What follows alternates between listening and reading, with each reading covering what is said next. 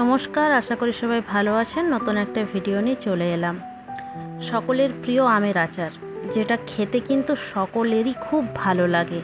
আর এই গরমের দিনে ভাতের লাস্টে যদি একটু আচার থাকে সেটা মন্দ হয় না। তো আমি এখানে 5টা আম নিয়েছি, আর 5টা আমের ওজন ছিল ওই 2.5 কিলোর মতন। তো আমগুলো ভালো করে ধুয়ে নিয়েছি, এরপর সেগুলো ভালো করে কেটে নেব। আর এই আমের আচার রেসিপিটা আমি আমার মায়ের কাছ থেকে শিখেছি, সেটাই আজ আপনাদের সাথে শেয়ার করলাম। আমগুলো কাটা হয়ে গেছে, এরপর আমগুলোর গায়ে ভালো করে নুন আর হলুদ মাখিয়ে নেব। তারপর ওই 10 মিনিটের মতন আমগুলোকে একটু রোদে রেখে দেব। আপনাদের দাদাকে বলেছিলাম ছাদে রোদে দিয়ে এসো, ওই গিয়েছিল রোদে দিতে। এদিকে একটা ভাজা মশলা তৈরি করতে হবে, যার জন্য কড়াইতে দিয়ে দিলাম এখানে 4 চামচের মতন মৌরি, আর 3 চামচের মতন সর্ষে, আর 2 চামচের মতন কালো জিরে, 5 ফোড়ন, আর দিলাম কয়েকটা শুকনো লঙ্কা, আর এখানে দিলাম 2 চামচের মতন গোটা জিরে, আর 2টো তেজপাতা দিয়ে ভালো করে মশলাগুলোকে আমি প্রথমে ভেজে নেব। ভাজা হয়ে গেছে, এবার একটা পাত্রে এই মশলাটাকে আমি নামিয়ে নেব। তারপর সেই কড়াইতেই খানিকটা সর্ষের তেল দিয়ে দিলাম, আর দিয়ে দেব এখানে ফোড়ন হিসাবে শুকনো লঙ্কা আর 5 ফোড়ন। 5 ফোড়নটা দিলে ভালো একটা গন্ধ বের হয়।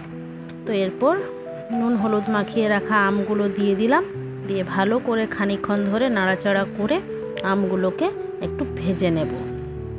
যেহেতু নুন হলুদ মাখিয়েছিলাম, কারণ বেশি জল বেরোয়নি, আর নুন হলুদ আগে থাকতে মাখিয়ে একটু রোদে শুকিয়ে নিলে আর আচারটা বানাবার সময় কিন্তু আর জল বেরোয় না, ওই জন্যই রোদে একটু শুকিয়ে নিয়েছিলাম।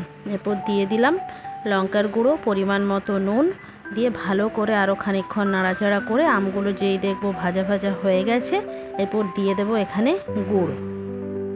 এখানে আমার 1 কিলো গুড় আছে, কিন্তু 1 কিলো গুড় লাগবে না, আমার ওই 500-র মতন গুড়েই হয়ে গেছে। আপনারা পরিমাণ বুঝে অবশ্যই গুড়টা ব্যবহার করবেন। আর আমি আচারটা গুড় দিয়েই বানাচ্ছি। একবার এইভাবে আমের আচার বানিয়ে দেখবেন, খেতে কিন্তু খুব সুন্দর হয়। এইদিকে সব গুড় পুরো ফুটে গেছে, আর এইভাবেই আমের ভেতরে রসও ঢুকে যাবে। এইদিকে মিক্সির জারে আমি ওই ভেজে রাখা মশলাটা সেটা ভালো করে পিষে নেব। একবারে মিহি পেস্ট বানাবো না, একটু দানা দানা রাখবো, তাতে করে আচারটা খেতে কিন্তু খুব ভালো হয়। এই দেখুন আমি এরকমভাবেই গুঁড়িয়ে নিয়েছি। এরপর এইদিকে আচারটা আমি খানিকক্ষণ গ্যাসটা নিভিয়ে দিয়ে রেখে দিয়েছিলাম। দেখুন সব আমগুলো প্রায় গলে গেছে আর রসও ঢুকে গেছে। এরপর ওপর থেকে আমি এই ভাজা মশলাটা ছড়িয়ে দেব।